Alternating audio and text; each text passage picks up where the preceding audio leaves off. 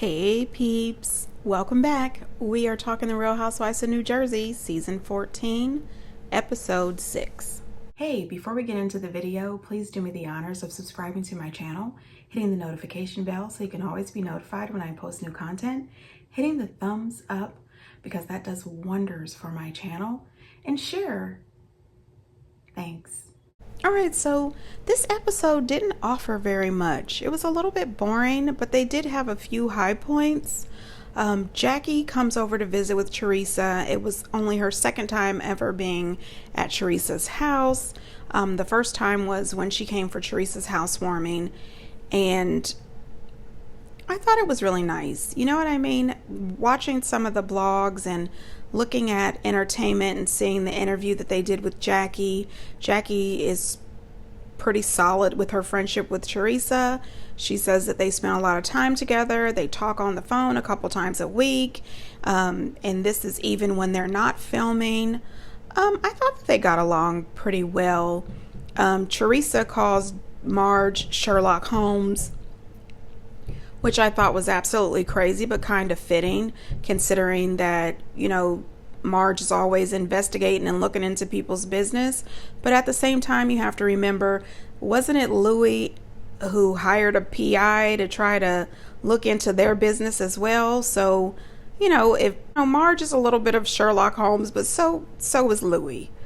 Melissa, she's back at her house and she's talking to Joe and letting him know about the brunch that they had, and she's got all these comments about Teresa and how she was acting, and Jackie and Teresa being friends. And I thought, isn't it weird, for most of that brunch Melissa was totally on mute.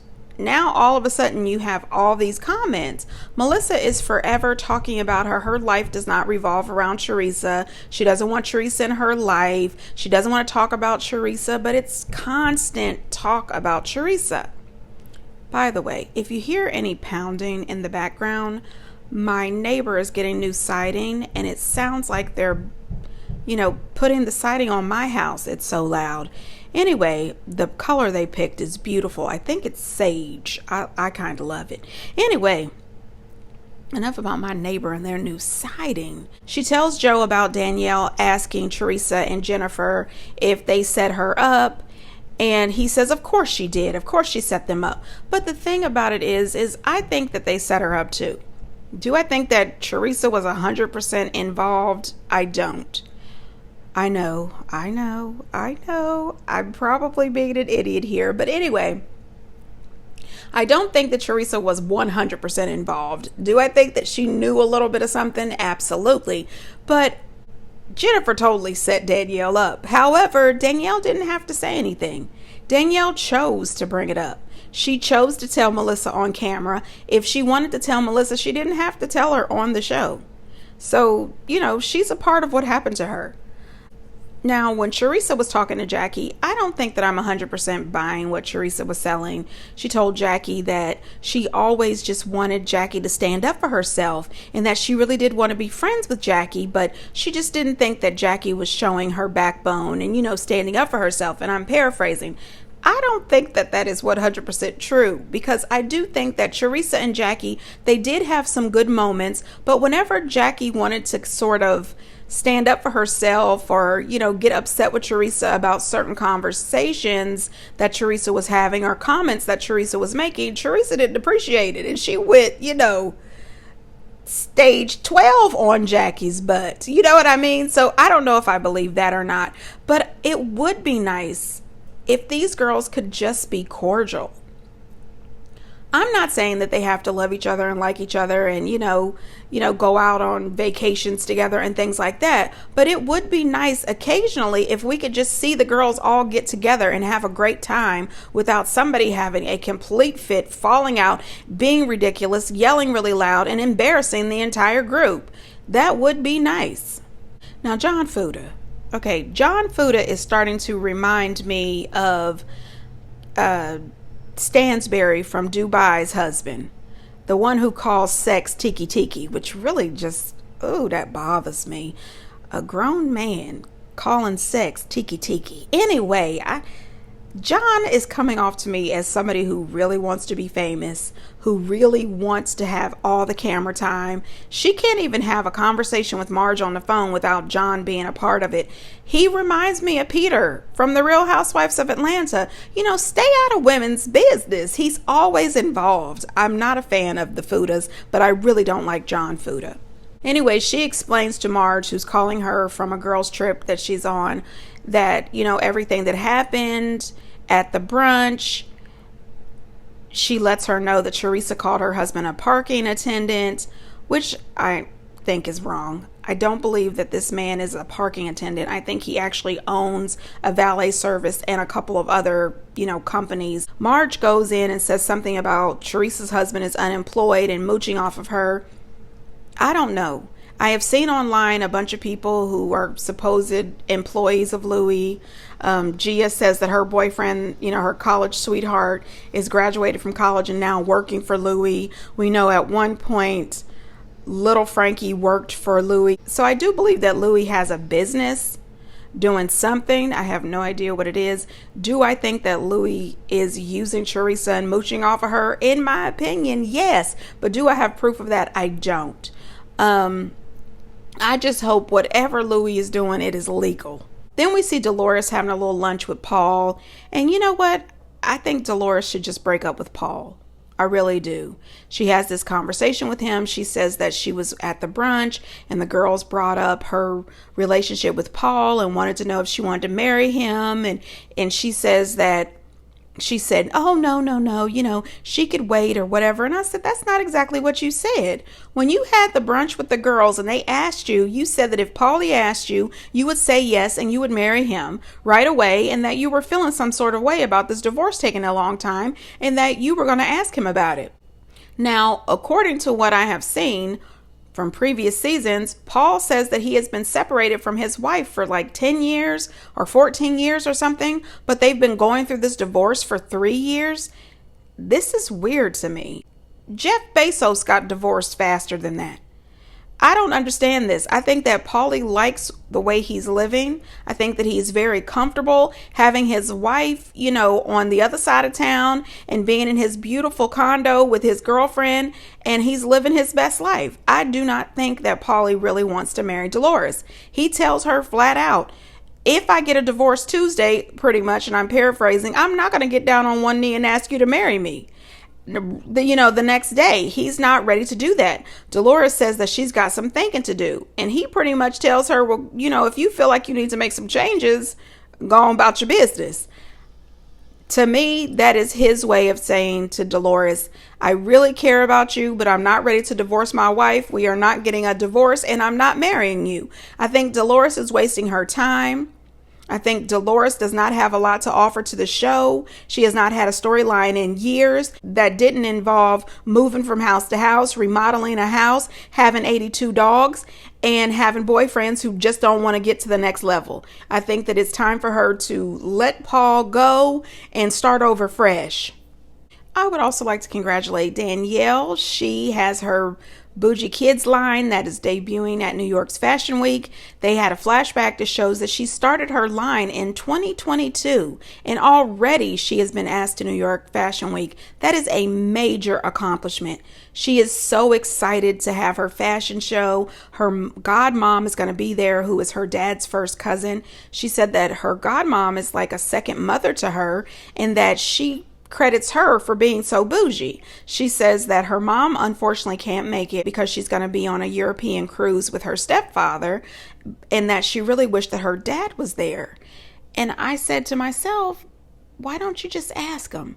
I am pretty sure if she called her dad and said, hey, I'm going to be at Fashion Week. This is a major, major move for me and my business. Your granddaughter is going to be walking in Fashion Week. Nate and your grandson is going to be there. Will you please come? I have a feeling that he would show up. She said that she didn't ask him because she didn't want, to be even more nervous with him being there. My true hope is that at some point, either her or her father reaches out and that they can actually bridge this gap. This breakup of this relationship is over something small and simple, in my opinion. He chose your brother's side. You can talk your way through this, and I wish that she would. Just give it a try.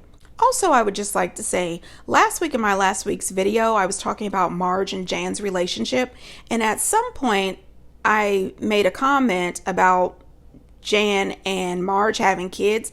I truly believe that Marge had a biological child with Jan, but I could be wrong. Someone got in my comments to correct me and told me that I need to get my information straight. I would just like to say that I am a fan of the show, and these are my opinions. I'm not a journalist. You know, I haven't done research and background into Marge and which kids are hers and which kids are not hers. So, you know, I apologize for not knowing that. I am not a journalist. I am a YouTuber. I created this channel just to say how I feel about certain things. Sometimes you're going to love what I say. Sometimes you're not. We all have opinions and we're all allowed to give them. Thank you so much for listening. I do appreciate each and every one of you. That is no lie. But I'm sometimes going to make mistakes. I don't know everyone's background. All right, let me stop venting. Anyway, Marge, Melissa, Rachel, and Dolores get together for a golf charity event for first responders. And I thought, this is awesome. I can definitely get behind this. First responders are absolutely selfless people. They get out there each day, put their lives on the line to save the people of their communities. And I absolutely respect and love every last one of them. And my heart goes out to them and their families. However, I did notice that Jen Fessler wasn't there. And I thought, I wonder if Marge didn't invite her. But then, of course, later we see that Jen Fessler was having a little lunch with Jennifer Aydin. Also, while they were talking, Melissa said that she was going to invite Jackie to her housewarming party. And I thought, well, why wouldn't you invite Jackie? Jackie didn't do anything to you. I mean, at the brunch, you tried to jump in Jackie's business and try to, spark up the anger between her and Teresa. And all Jackie did was tell you that she was on to you. She didn't do anything to you. However, Marge made it her business to say, well, if you don't invite her, she's going to get all upset and then that's going to become a big deal. Marge, whose friend are you for real? You are clearly not Jackie's friend and you never have been. I mean, come on. Any chance that Marge gets this season so far to say anything negative about Jackie, she makes sure that she does. We find out that Jennifer Aydin does not wear jeans. And I was a little bit shocked. I said, you know what? I think Jennifer would look amazing in a nice pair of jeans. But then I realized I don't recall ever seeing her in jeans either. Even when they went down to Oklahoma and she acted a fool at that woman's house. It was real disrespectful the way she acted at that lady's house. Anyway, I did appreciate it that Jen Fessler asked Jen Aydin, how does Teresa feel about her making friends with Melissa? Because Jennifer told Jen Fessler that her and Melissa were trying to mend fences and she was going to be going to the housewarming party. And she said that Teresa understands and that they're going to be going to all these events and everything. So they should try to get to know each other and try to get along. And I said, well, that was a good, grown-up thought.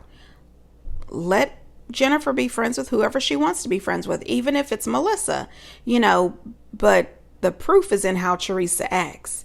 Now, when Jen and Melissa start spending a little time together and start being cordial, we'll, see how Teresa behaves and see if she means what she says.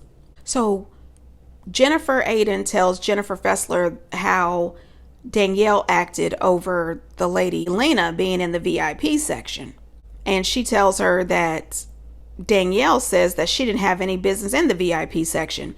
And you know what? Jen Fessler agreed with me. She said, that's absolutely disgusting. You didn't seem to mind when she was doing your hair for free. And I agree with that. I don't think that anybody is better than anybody else. I don't believe that anybody should have the right to say that somebody else shouldn't be somewhere. Give me a break. The lady bought a ticket to your event. She did your hair for free. She's seen some people that she knew that that are in the VIP. She went over there. She was hanging out with them, talking to them. And then you have her escorted out. That is rude. It's embarrassing. And then you make the comment that she doesn't belong there. To me, that makes you look like a horrible person, not her for being over there.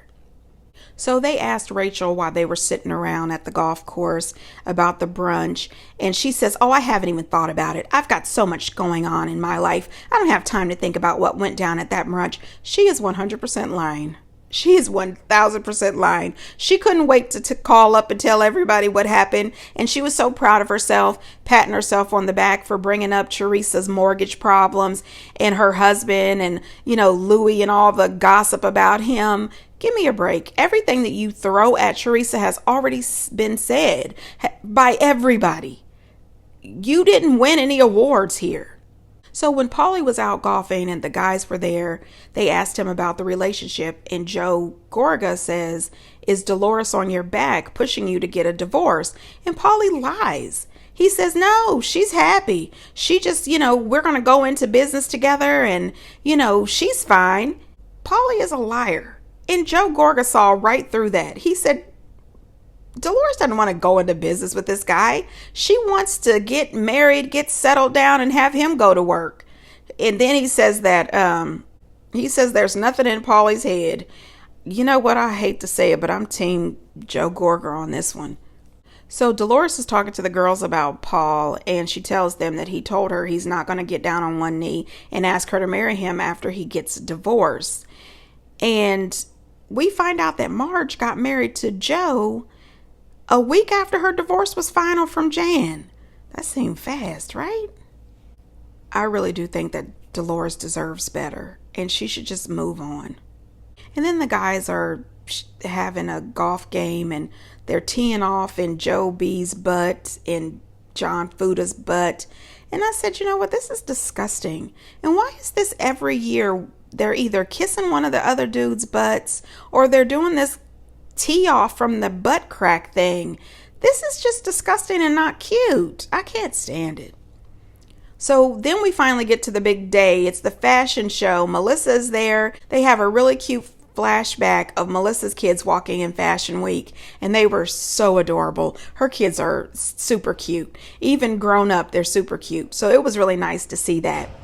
Valentina did the runway. That's Danielle's little girl. And she was super cute. Her big brother was there supporting her all the way. I think that Danielle did a great job. This was a dream come true. And I was so happy for her. The kids all looked so cute and so happy. This is a major accomplishment.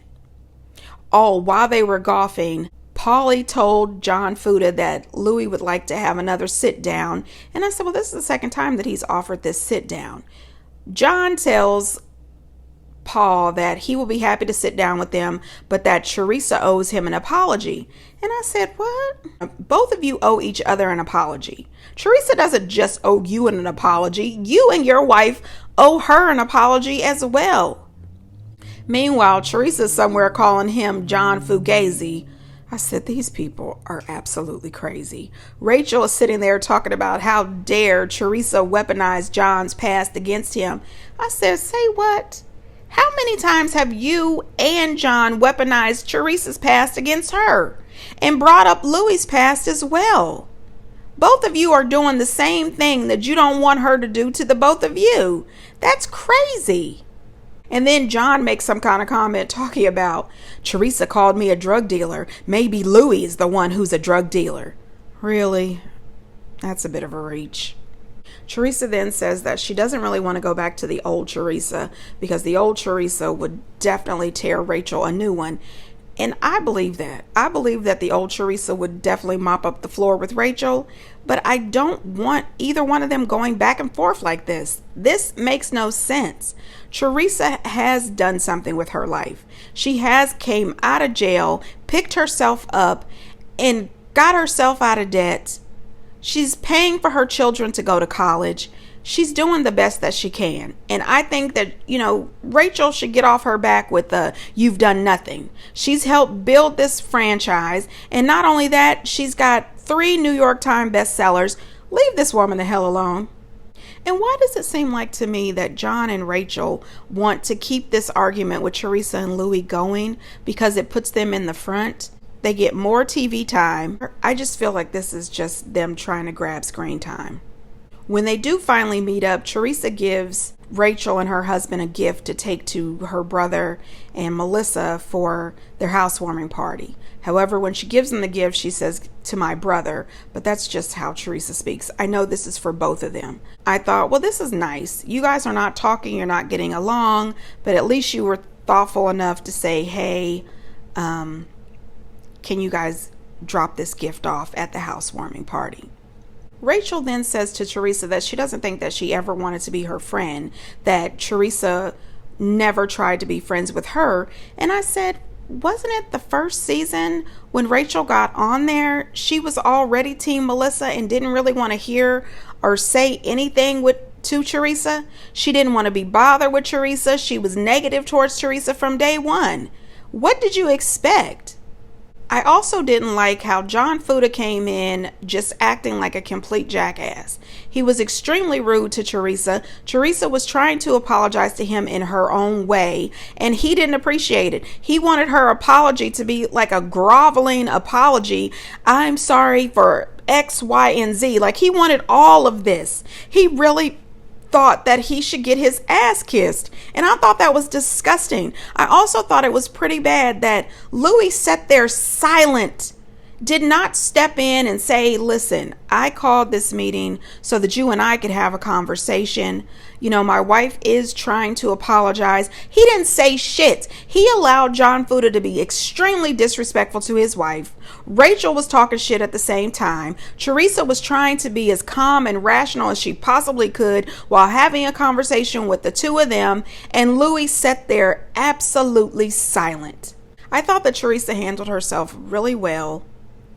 John and Rachel were amped up when they got there. They came there with no intentions of making nice with Teresa or Louis. They came there thinking that they were owed an apology, and they didn't think about all the nasty negative things that they had said to Teresa and about Teresa and about Louis, as if they don't owe them an apology at all. Then he tells her, I don't know why you would believe anything that came from my ex, who was arrested and in jail right now for making meth or something like that. And Teresa said, no, don't say that. That's your son's mother. Rachel says, I'm his mother. Nice to meet you. Yes, Rachel, you are his mom, but he does have a bio mom as well. So Teresa didn't say anything wrong. You know what I mean? These people are nuts. On the way out, John screaming, you're the queen of mortgage fraud. That's the same shit. If she called you a drug dealer, you bring up mortgage fraud, you're both doing the same exact thing. I think that John really believes that he's the star of The Real Housewives of Jersey, and you're not. I think that John should actually stay out of women's business. He should let Rachel and Teresa figure this out between the two of them, and him and Louis should figure out the rest. And I also think that, Louis, you were acting so brave and bold back at the house, but you get here to the restaurant and you let your wife take all the bullets. I just didn't love it. Anyway, you guys, get down in the comments and let me know what you think. And until next time, bye.